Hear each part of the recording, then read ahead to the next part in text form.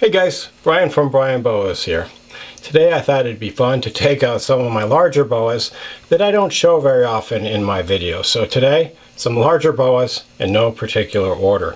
You may have noticed that for most of my videos I get out the smaller boas in the range of 4 or 5 feet or less, because to take out one of these larger boas and wrangle it while speaking to the camera and trying to make some kind of coherent sense can be somewhat of a challenge, especially if the boa doesn't feel like being filmed. But I thought I'd start out with this guy. He's a pretty mellow guy. He's a adult Guyana true redtail from one of Mike Eckert's bloodlines, actually 2 of them, the purple and the golden bloodline.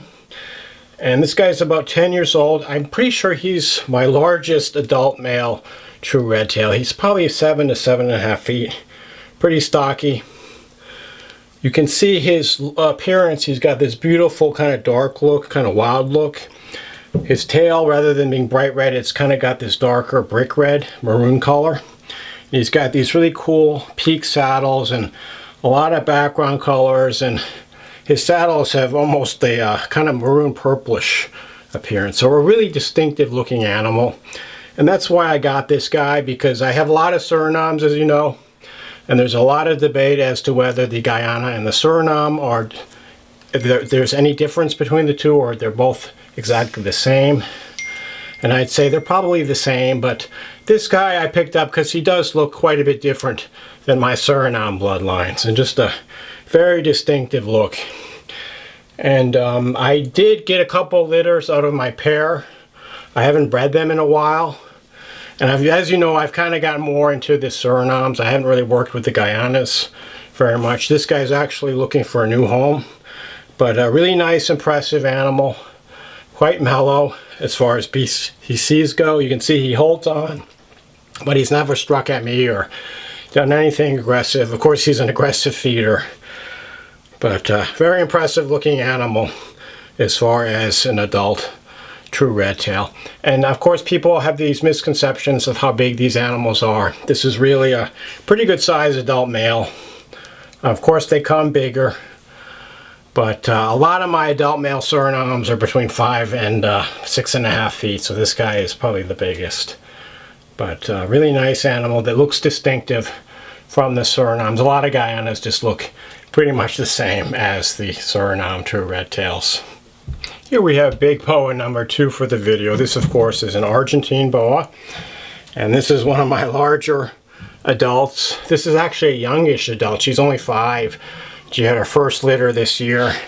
I'd say she's about 7 feet, about the same size as that Guyana I just took out. You can definitely see the difference in their behavior. The Guyana tend to hold on more and they don't move as much as, you know, true redtails in general do. Argentines aren't quite as muscular, but they like to move a little bit more. But this girl is really docile, really nice animal.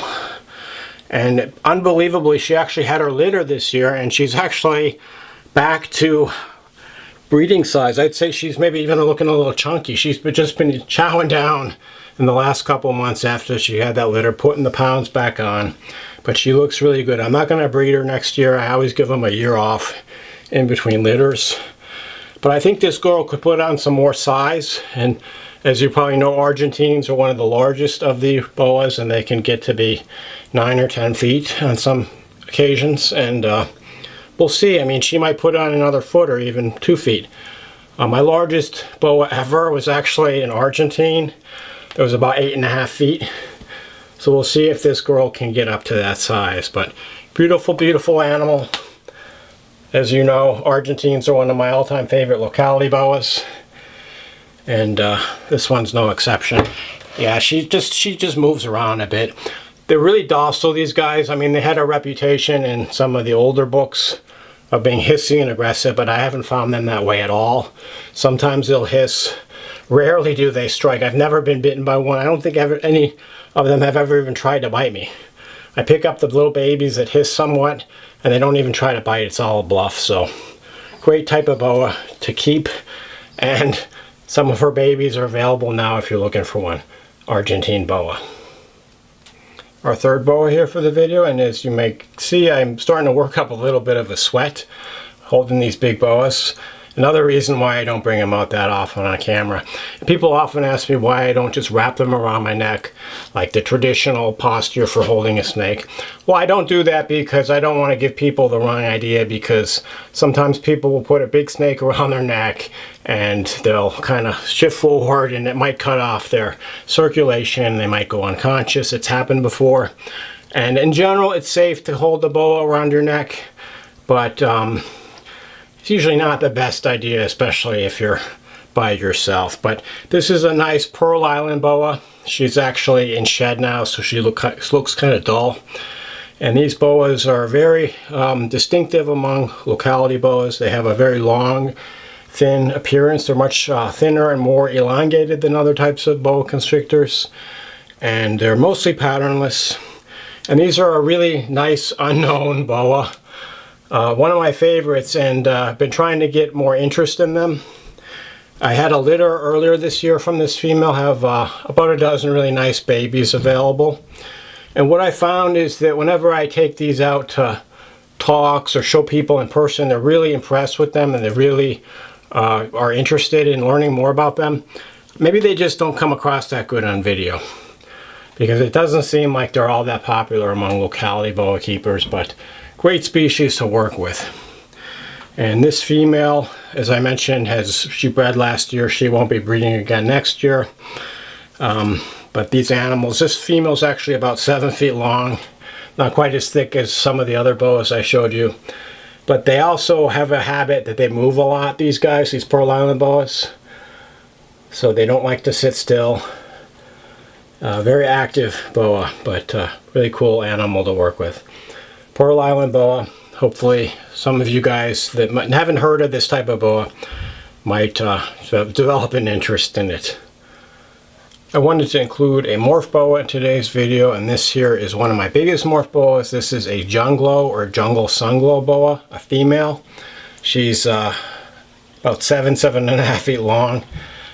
And the junglo is a combination of the call albino, the hypomelanistic, and the jungle. And together they work really well to enhance the color saturation and the retention of the color to adulthood. As you may know, the call albinos will typically fade in color as the babies grow up, and a lot of the adults are just this really washed out pale yellow color.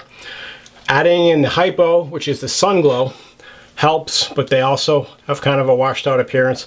But when you add in the jungle as well, you get this real nice effect where the color is just really saturated. I mean, check out the deep yellows and oranges on this animal.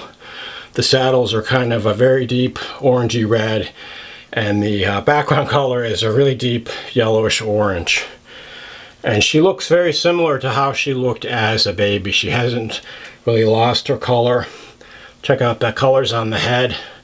Really nice way if you want a really nice colorful boa. I know morph boas aren't for everyone, but if you're into the type of thing, junglo is really nice combo morph. This female actually bred for me the first time back over the summer. And strangely, even though she's a pretty big female, she only had 4 babies. So sometimes people think that the size of the litter is correlated with the size of the boa. I see people on Facebook claiming that, you know, people are stunting their boas, and these little boas are having these little tiny litters, and litter sizes should be like 80 or 90 or something like that. But as I said before, most of my boa litters are somewhere around 12 to 15 babies. And it's not always the larger boas have the larger litters. You know, sometimes a small boa will have a large litter, but this larger boa didn't have a huge litter. She was in really good breeding shape. She's about 7 years old, had never been bred before, was in really nice body condition, but she just had a small litter for whatever reason. And you can see she put on some of the weight she lost during the breeding. She still has to put on a little bit more weight. I'm feeding her really large jumbo rats, the size of a small dog, and she really eats them with gusto. But this female will probably breed again in the 2026 breeding season. The call junglo female morph boa. Next we have a really nice Colombian boa, and this isn't a locality specific Colombian, it's a selectively bred bloodline of Colombian known as the Coupe Pastel, started by a man in Europe, and he selected the most orangey pastel boas from a litter of babies. He grew them up, crossed them together, and repeated that for several generations till he got these really nice pastel boas that have this deep reddish orange color. And this female is, I think she's about 7 or 8 years old, produced by Vin Russo. And the project just gets better every generation because people are selecting more and more pastel babies. In fact, her first litter I got was in 2022, and I've got a couple holdbacks that are like super orange. Quite a bit lighter than the female here. I think she's gotten a little darker as she's gotten bigger. She's also definitely put on some size in the last couple of years since her first litter. She's probably one of my biggest boas. Now look how thick and girthy she is there. I'd say she's probably pushing 8 feet to this one, 7.5 or so. But real nice demeanor, typical of Colombian boas. You can see she holds on, she's quite powerful, but not at all aggressive. And I did pair her up again this year with my male Coupe Pastel. It didn't take though, I didn't get any babies, she didn't become gravid, not exactly sure why.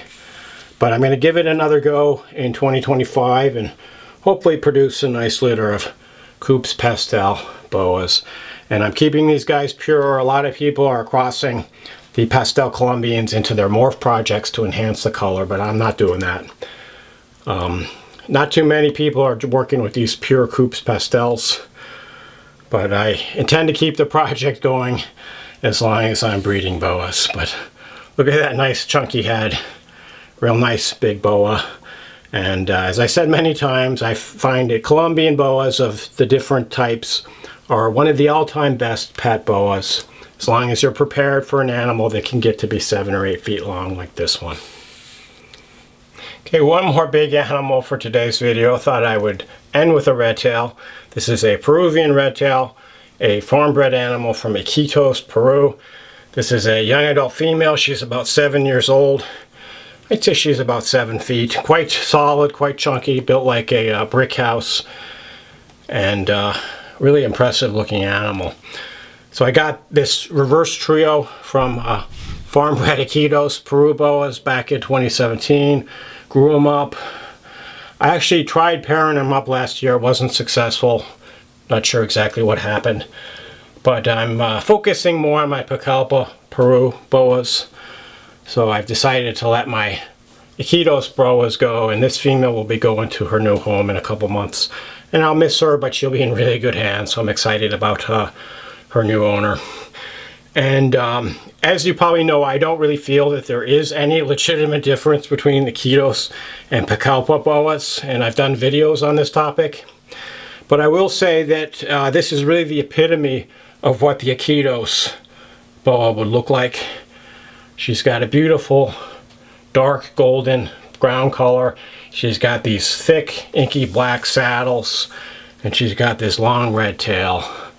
And her body, you can see, is very muscular. The saddles are symmetrical, not peaked. The epitome of the Iquitos look. And yeah, just really nice, impressive boa. I wish I could keep them. I just don't have the space. I have so many baby holdbacks over the last few years that I only have enough space and time for a finite number of boas. So some of these adults, unfortunately, I have to let go, and I'm confident they're all going to go to good homes, and they'll have a great adventure in their new environment. So this girl is really impressive. Definitely giving me a workout holding her up. She's probably at least 20 pounds. But a solid, very muscular animal. This Iquitos Peru True Red Tail. So I hope you enjoyed today's look at these larger boas that I don't normally have in my videos. And it'll give you a pretty good idea about the maximum size that your boa is likely to get depending on what type it is. And as always, shoot me any questions or comments you might have. Thanks for watching, and enjoy your boas.